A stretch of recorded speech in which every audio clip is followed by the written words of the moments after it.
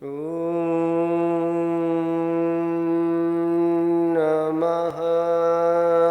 सिद्धेभ्यः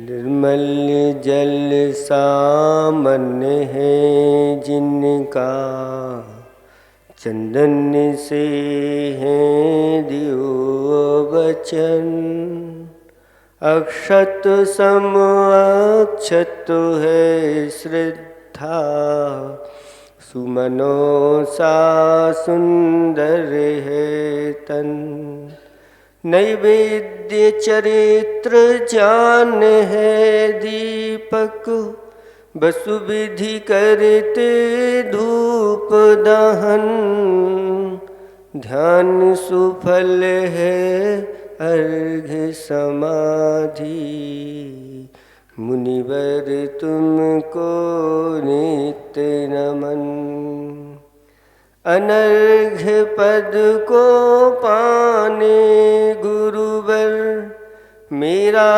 अर्घ्य समर्पित है एक जीवन क्या सौ सौ जीवन गुरुवर तुम्हें समर्पित है ऋषिवर तुम्हें समर्पित है। देवादिदेव 1008 वर्तमान शासनक महावीर भगवान की परम पूज्य 108 आचार्य प्रवर गुरुवर श्री विद्यासागर जी महाराज की 3 कमलों करोड़ मुनिराजों की बोले परम पूज्य मुनि श्री विमल सागर जी महाराज की समस्त मुनि संघ की। धर्म स्नेही भव्यात्माओं,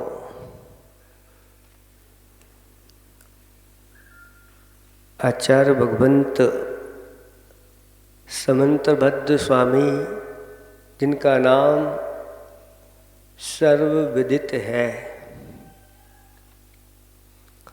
भगवान की स्तुति करते हुए भगवान का क्या उपदेश हम लोगों के लिए मिला है,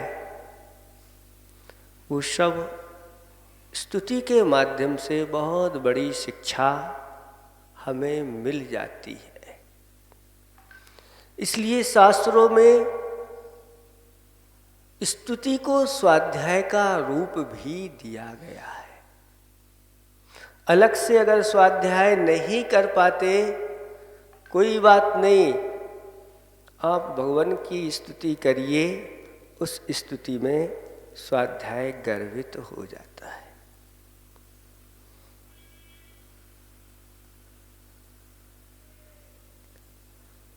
भगवान सुपार्श्वनाथ भगवान की स्तुति करते हुए उन्होंने कहा, बिभेति मृत्योर न ततोस्ति मोक्षो नित्यं शिवं वाञ्छति नास्य लाभा तथापि बालो भय काम वश्यो वृथा स्वयं तप्यते तवादी ही। यह संसारी प्राणी मृत्यु से डरता है। बिभेति मृत्युर न ततोस्ति मोक्षा, लेकिन उससे छुटकारा नहीं पाता। मृत्यु से छुटकारा चाहते हो, जन्म मरण के दुखों से छुटकारा चाहते हो, तो आचार्य भगवान कहते हैं कि मृत्यु से डरना छोड़ दो। आज तक हम मृत्यु से डरते आए हैं, इसलिए हमारा इससे छुटकारा नहीं हुआ। लेकिन जो सम्यक दृष्टि होता है, वृत्ति होता है, महावृत्ति होता है, वह इंतजार करता है, मृत्यु से लड़ने के लिए पूरी तैयारी करता है, उसकी चलती रहती है। किसके माध्यम से तैयारी चलती है? तो कभी वह उपवास करता है, कभी वह तपस्या में लीन हो जाता है, और कभी कभार वह अपनी योग साधना में ध्यान के माध्यम से शरीर के प्रति ममत्व भाव वह त्याग करता है। उपसर्ग परिचय सहन करने के लिए वह तत्पर हो जाता है। सीना तो तानो पसीना तो बहाओ, सही मार्ग में या मोक्ष मार्ग में। शास्त्रों में वर्णन आता है मुनिराजों के बारे में, उसका कुछ हिंदी में भाव है,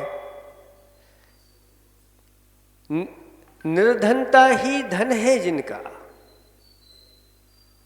निर्धनता ही धन है जिनका, मृत्यु जिनका जीवन है, क्या कर सकता कर्म शत्रु भी, ज्ञान चक्षु संजीवन है। जिनके पास निर्धनता रूपी धन है, उनका कौन क्या लूट सकता है? निर्धनता को ही जिन्होंने धन मान लिया है, और मृत्यु जिनका जीवन है, मृत्यु को ही जीवन मान करके चल रहे हैं। अब मृत्यु से क्या डरेंगे?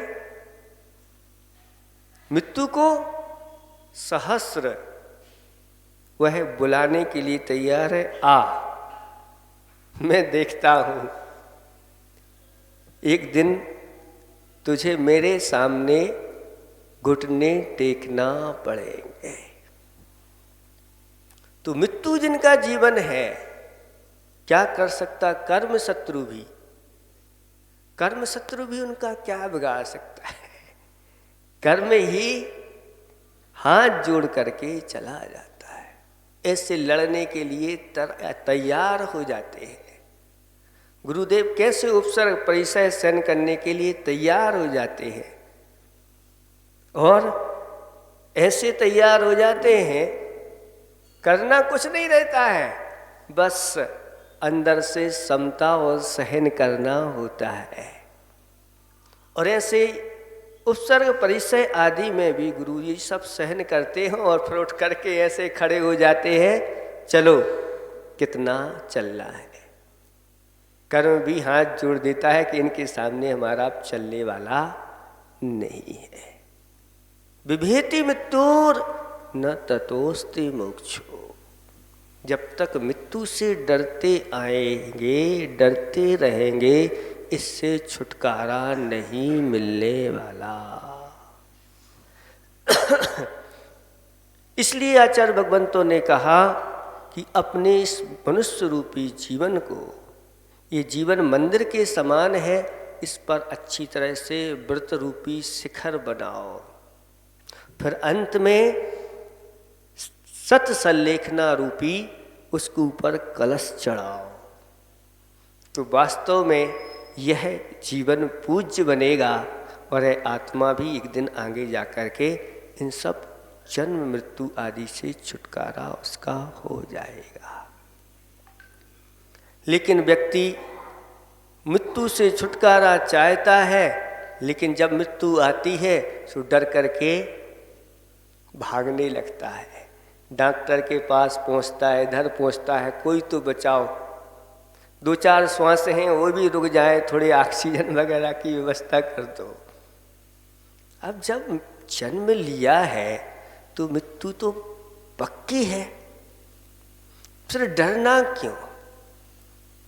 जो कहते हैं आचार्य भगवंत कि अगर भगवान की शरण में पहुंच जाए, देव शास्त्र गुरु की शरण में पहुंच जाए, तो मृत्यु से तो नहीं बच पाओगे, लेकिन अमर जरूर बन जाओ, अमर हो जाओगे। अमर माने देव होता है, देवों को अमर संज्ञा दी गई है। क्यों दी गई? क्या देव मरते नहीं? फिर उनको अमर क्यों कहा? उनको अमर इसलिए कहा कि बहुत चिरकाल तक जीते हैं वो, जल्दी नहीं मरते, यानी असंख्यात वर्षों की आयु होती है, और संख्यात वर्षों के सामने तो वह बहुत लंबी चौड़ी आयु होती है।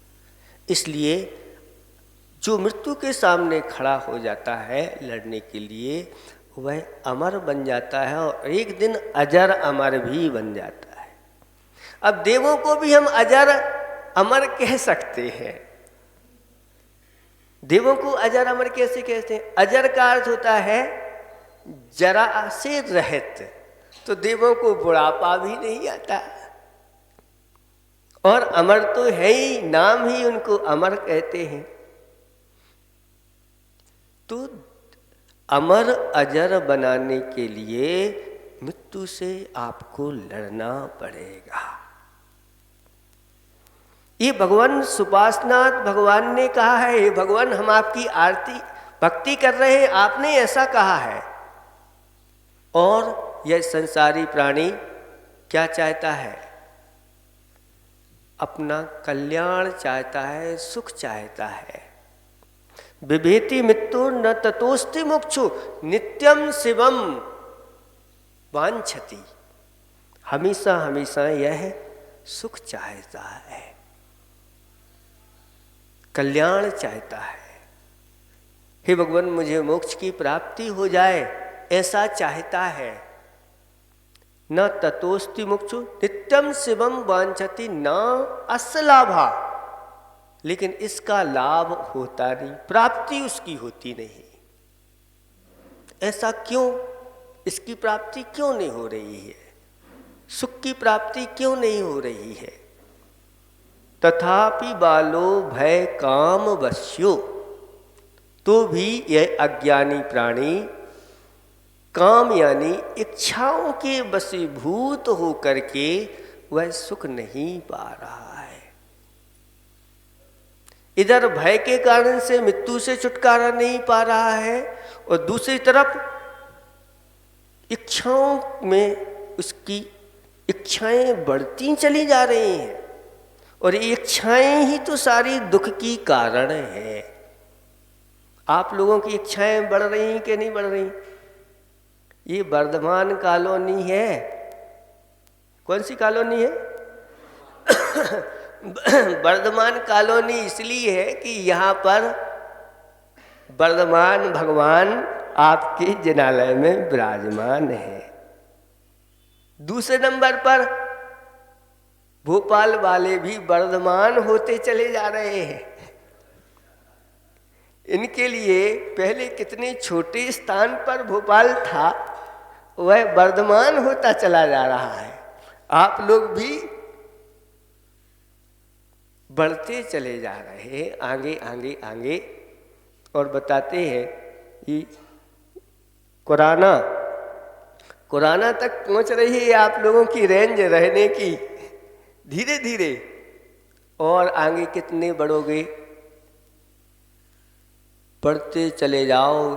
इस पृथ्वी का और छोर कितना बड़ा है, कितनी बड़ा हो। इच्छाएं बढ़ती चली जाती है, इससे सुख नहीं मिलता, क्योंकि एक इच्छा पूर्ति हुई नहीं, दूसरी इच्छा खड़ी हो जाती है।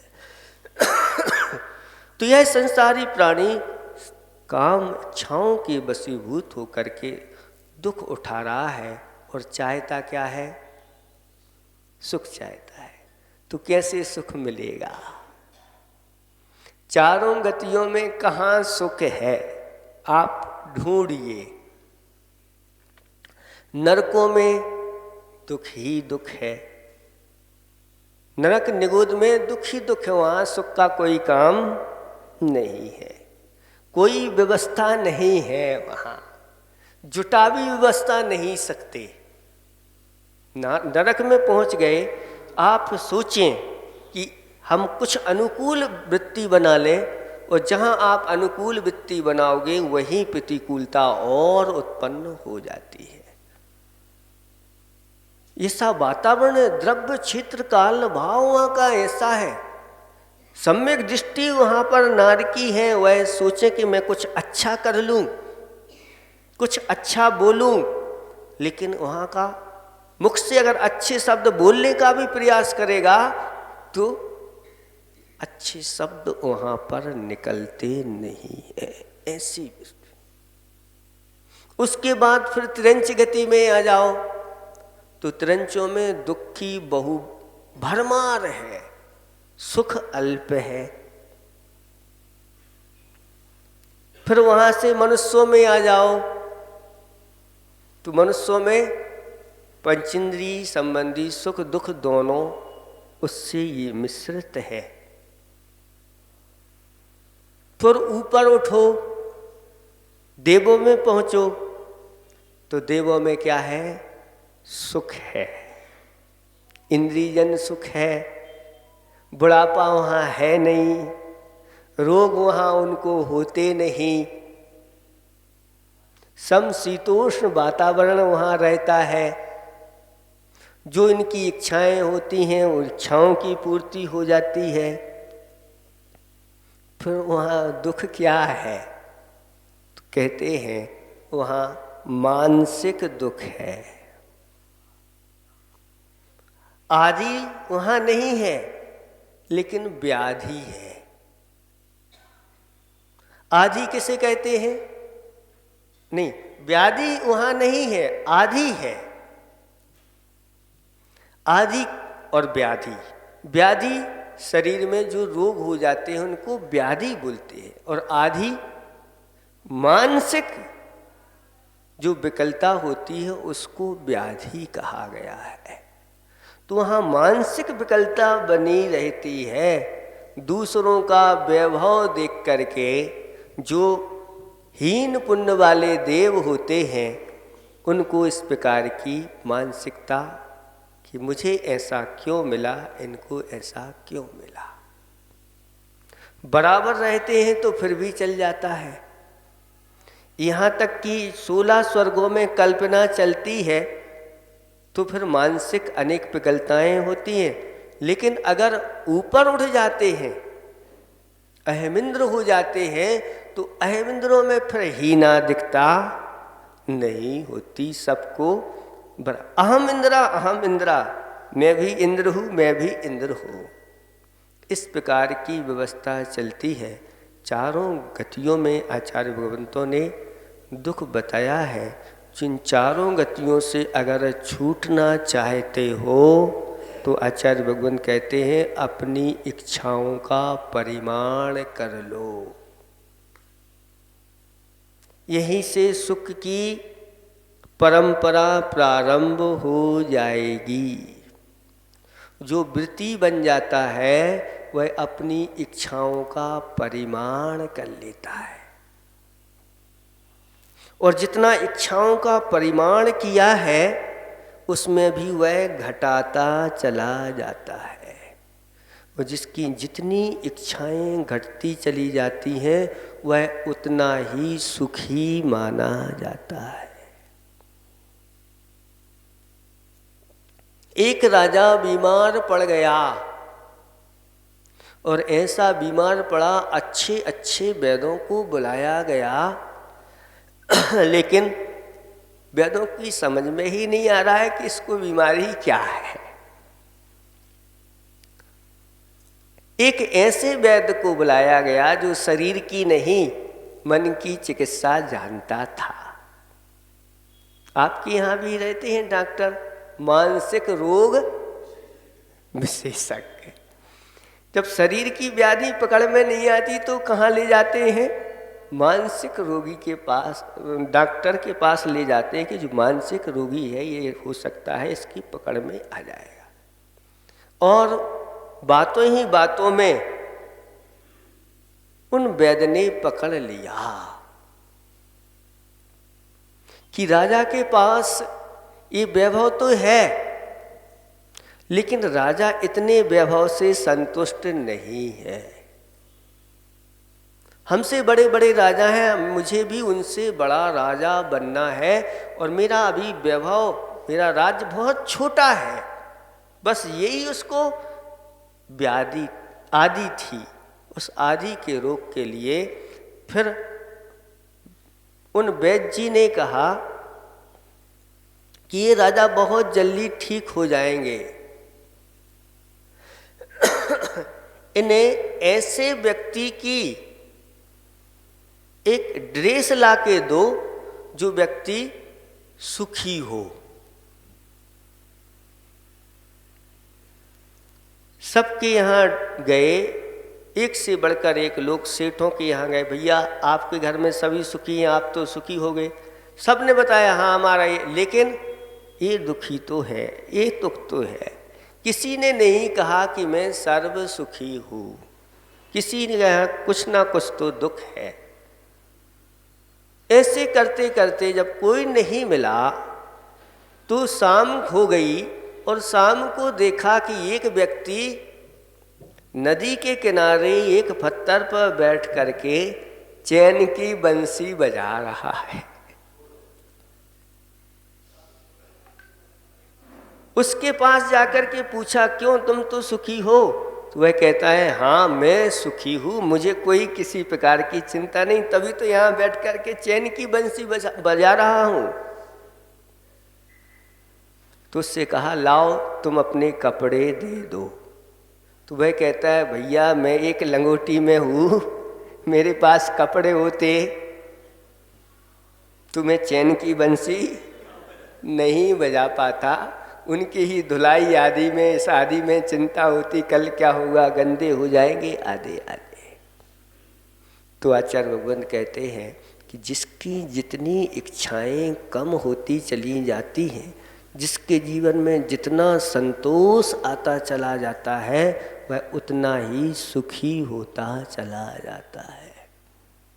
लेकिन ये विज्ञान का युग है, इसमें इच्छाओं को घटाया नहीं जाएगा, आपकी इच्छाओं को बढ़ाया जाएगा। अभी इतने साधन हैं, अब इसके आगे नए नए साधन आना है। कुछ लोग कह रहे थे अभी देखो यहाँ पर वहां से निकले मेट्रो डल रही है, 20 कुछ वर्षों बाद तो ऐसा होगा कि लोग मेट्रो पसंद नहीं करेंगे, अपना अपना उनका छत पे उनका उतरेगा, वहीं से बैठो और ऊपर से जहाँ जाना है। ये सब विज्ञान आप लोगों की अंदर की बातें जानता है कि आपकी इच्छाएं हम जितनी देते जाएंगे, आपको जितना लोभ देते चले जाएंगे उतना ही आप, या जितना आपको लाभ देते चले जाएंगे उतना लोभ होता चला जाएगा। आज ये कल वो। कपड़ों वालों से पूछो जो कपड़ों का व्यापार करते हैं, वो कहते हैं महाराज क्या करें, 2-2, 3-3 महीनों के अंदर डिजाइनें बदलती चली जाती है, नई नई डिजाइन, तभी तो ये सब चीजें चलती हैं। ऐसे ही मन के अंदर बैठी हुई इच्छाएं भी नई नई उत्पन्न होती चली जाती है। बिभेति मित्रोर न ततोस्ति मोक्षो नित्यम शिवम वांछति नास्य लाभा तथापि बालो भय काम वश्यो पिथा स्वयं तप्यति इत्यवादी। व्यर्थ में ही यह अज्ञान के कारण से संसारी प्राणी दुख उठाता रहता है, ऐसा भगवान आपने अपने उपदेश में कहा है। आप लोगों की समझ में क्या आया? समय आपका हो गया है, थोड़ा सा ही उपदेश देना था, लेकिन वह कुछ सार गर्भित हो जाए तो आप लोगों की समझ में क्या आया?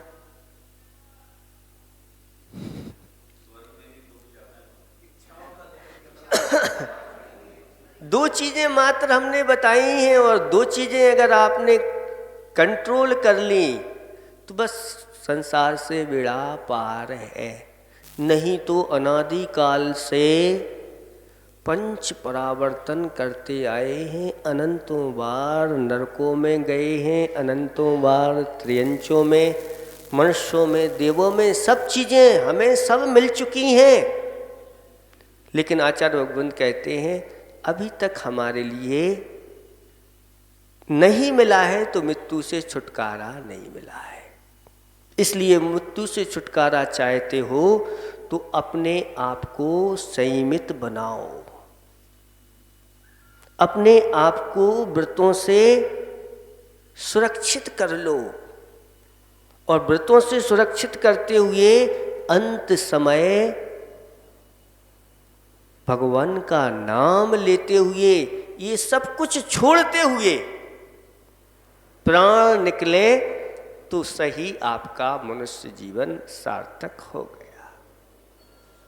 दूसरे नंबर पर हमें अपनी इच्छाओं का दमन करना है, इच्छाओं का परिमाण करना है, संतोष अपने जीवन में लाना है।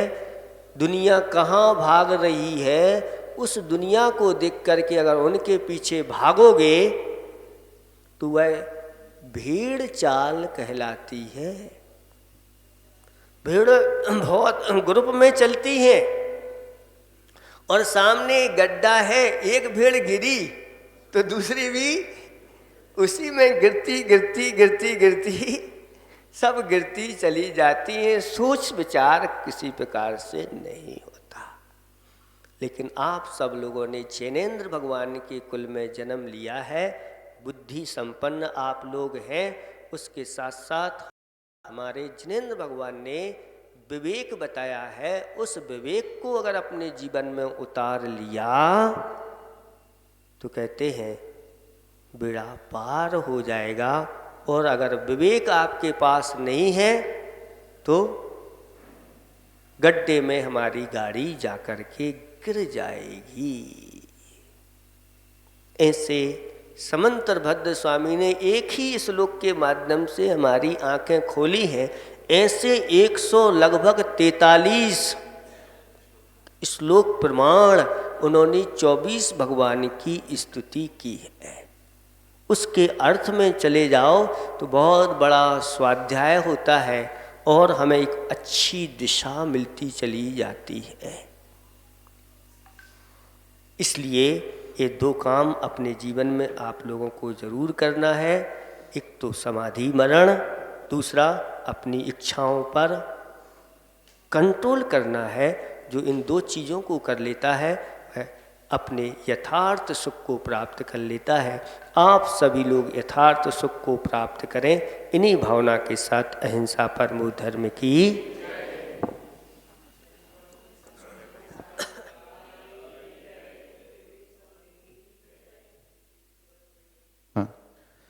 कल सुबह ठीक 7 बजे महाराष्ट्र का मंगलवार यहाँ से होगा और रास्ते में जंगल होते गोधर मऊ, जहाँ पर एक विशाल जनालय का निर्माण होने जा रहा है।